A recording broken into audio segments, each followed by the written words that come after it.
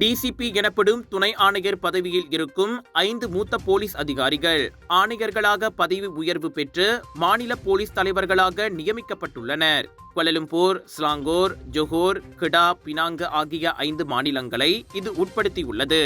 Dato டி.எஸ். Asisi Ismail Penang police தலைவராக நியமிக்கப்பட்டுள்ளார்.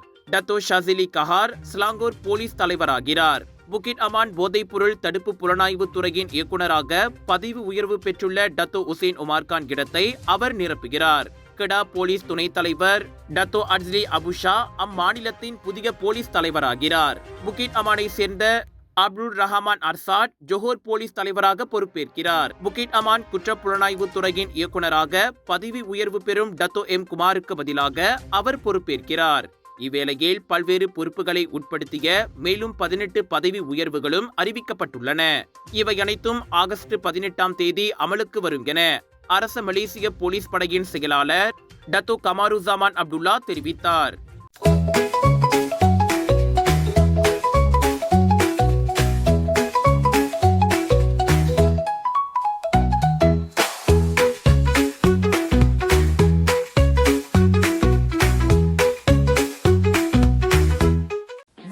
மலிவு, செலவோ குறைவு, தரமோ உயர்வு, மனமோ நிறைவு.